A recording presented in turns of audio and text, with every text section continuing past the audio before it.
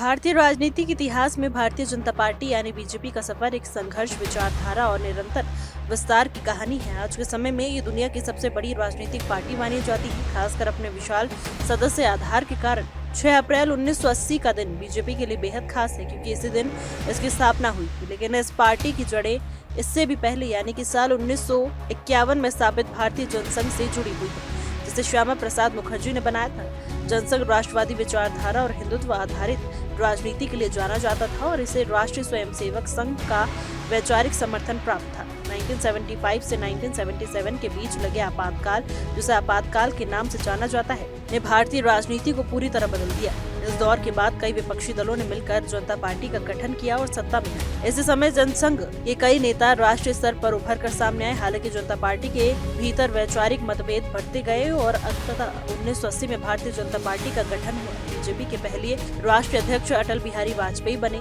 उनकी उदार छवि, प्रभावशील और भाषण शैली और नेतृत्व ने पार्टी को शुरुआती दौर में पहचान दिलाने में अहम भूमिका निभाई। लेकिन 1984 का लोकसभा चुनाव पार्टी के लिए एक बड़ा झटका साबित हुआ। इंदिरा गांधी की हत्या के बाद सहानुभूति की लहर में बीजेपी को सिर्फ 2 सीटें ही मिल पाई।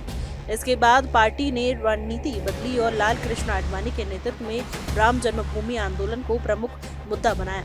इसका असर चुनावों में भी दिखा। 1989 में बीजेपी को 85 सीटें मिली और 1991 में ये संख्या बढ़कर 120 हो गई। 1996 में बीजेपी पहली बार सबसे बड़ी पार्टी बनकर उभरी और अटल बिहारी वाजपेयी प्रधानमंत्री बने। हालांकि उनकी सरकार केवल 13 दिन ही चल सकी, लेकिन ये शुरुआत थी। 1998 में बीजेपी के नेतृत्व में सरकार बनी, जो 13 महीने तक चली और फिर 1999 में हुए चुनावों में अटल बिहारी वाजपेयी के नेतृत्व में एनडीए सरकार ने पूरे 5 साल का कार्यालय पूरा किया। 2004 से 2014 तक बीजेपी विपक्ष में रही, लेकिन इस दौरान उसने अपने संगठन और रणनीति को मजबूत किया। इसके बाद 2014 में एक ऐतिहासिक जीत के साथ पार्टी ने पूर्ण बहुमत हासिल किया और नरेंद्र मोदी देश के प्रधानमंत्री बने। 2019 में भी बीजेपी ने और बड़ी जीत दर्ज की, जिससे केंद्र में उसकी स्थिति और मजबूत हो गई। हालांकि 2024 के लोकसभा चुनाव में बीजेपी को कुछ झटका लगा और उसकी सीटों की संख्या घट गई, लेकिन राष्ट्रीय जनतांत्रिक गठबंधन यानी एनडीए ने बहुमत का आंकड़ा पार कर लिया। इस तरह लगातार तीसरी बार नरेंद्र मोदी के नेतृत्व में सरकार बनी। आज बीजेपी सिर्फ एक राजनीतिक दल नहीं, बल्कि मजबूत संगठन, व्यापक जनाधार